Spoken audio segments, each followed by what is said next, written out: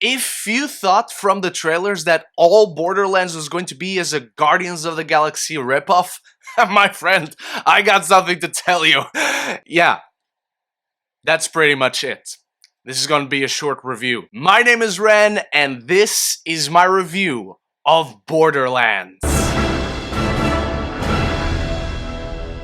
Welcome back, film family, and thank you for joining me as we set off into space and to the far future to follow a ragtag team of misfits who embark on a dangerous mission to save a missing girl who holds the key to unimaginable power. And say what you will about Borderlands, we will never forget this movie for having debuted with a 0% on Rotten Tomatoes. But truth be told, I genuinely didn't know what to make of Borderlands going in. I've never played any of the games in the franchise, but it has such a distinct visual language to its world and its characters. I wanted to see how they're brought to life and understand why it is such a beloved video game franchise. Having seen the movie, I have no idea what Borderlands is about. All it is a Guardians of the Galaxy ripoff that seems to have these moments that are taken out of the game, out of context, and just put on the film to be recognized. That empty fan service of, ooh, I recognize this from the other thing. And what makes it so funny that it is such a blatant, empty, heartless Guardians of the Galaxy spin-off is that this film was announced right after the original Guardians came out in 2015.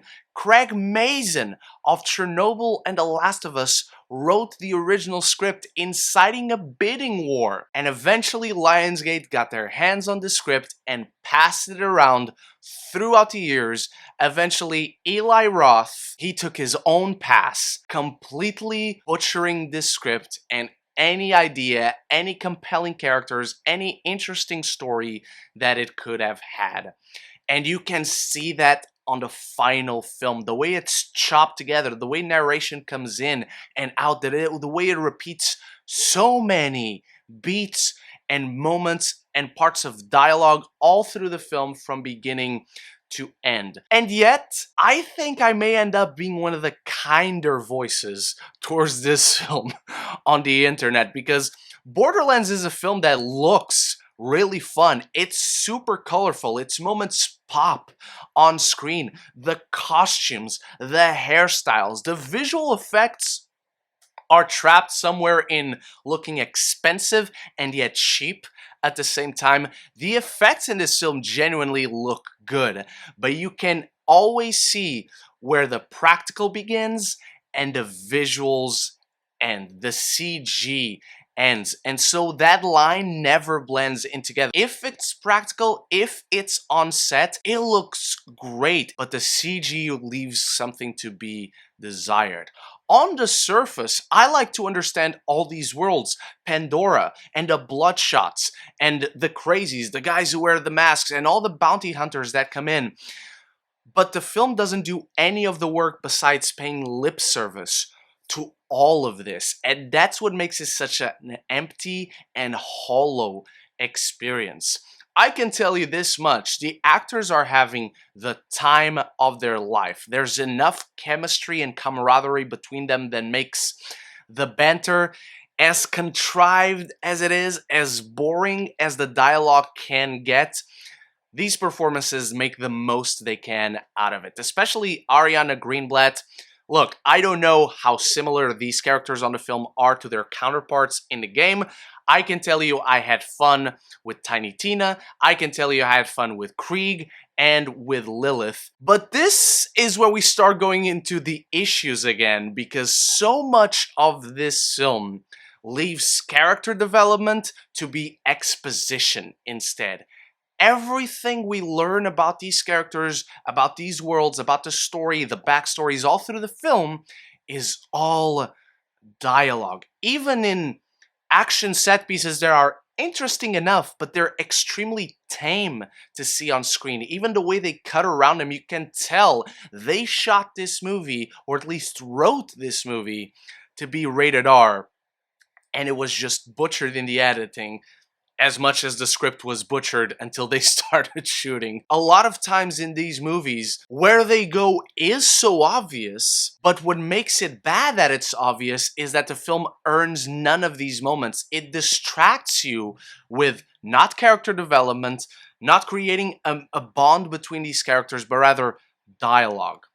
And when certain reveals, certain directions the story goes are so obvious, it makes this entire thing frustrating because there is promise. For as much as Guardians of the Galaxy worked, Borderlands could have worked in its own right if it only didn't make it so easy to be compared to a film that is already beloved. From the costumes to the vistas to the ragtag group of characters that it collects on this adventure to the music it uses, the editing, the visual language, all through this film is clearly borrowing from that film. It wants to emanate that same feeling, that same energy, but it has none of the heart. It has none of the charm. Every moment that works in this film between characters, it is only because of the star power brought by Cate Blanchett or Kevin Hart, who feels extremely miscast in this. Again, not knowing anything about the characters. Even Jack Black, who can be funny in this movie and is just a hilarious person overall, you can tell when the dialogue starts being too much because he just starts grating on your nerves. A lot of these characters feel that way. I don't know what the Jamie Lee Curtis character is on, but I just wanted her out of the screen. She's just here for exposition or useless dialogue to say look out when someone's already looking. It makes a 1 hour and 42-minute film feels so extremely long. I see a lot of people saying Borderlands is the worst movie of the year. I really don't think so. I think it's made well enough on a technical level that it doesn't even compare to Lift or the Megamind sequel or Madam Web. Come on, Borderlands is not worse than Madam Web. But that is not saying it is any good because it offers so little, and what it offers is already recognized from something else, from something that already did this thing better. Borderlands for me is nothing but a highlight reel of, hey, here's this cool thing about the game, wanna come play? No, I wanna watch a movie. And they clearly failed at delivering that. I just wish we could know what the Craig Mazin script could look like come to fruition. But those are just my thoughts on Borderlands. It's time for you to start the conversation about it. Anything and everything down there. What is the worst video game adaptation, and how would you miscast your favorite video game into a movie? That's a fun question. Anything and everything down there. If you're enjoying this review, there's many more like it right up here, including reviews for better video game adaptations. If you want to just stick around and talk more movies and TV with me, this is the place to be. Consider clicking that subscribe button, and you won't miss any future conversations on your favorite movies and TV. Borderlands is so badly put together, it's more a highlights reel rather than a story. A forgettable and generic, if colorful, sci-fi romp that really wishes to be a better movie about a different misfit group of space adventuring a-holes. You know the one, doomed to be nothing more than background noise. I'm giving Borderlands a D+. Thank you for watching, Film Family. Remember to start the conversation about Borderlands in the comments below. What is your favorite game in the franchise? Did they do any of the games or characters justice in the film? Let me know down there. And big shout out to my channel members for always supporting the channel. And I'll be back very soon with more videos. So until the next one, love each other and love the movies.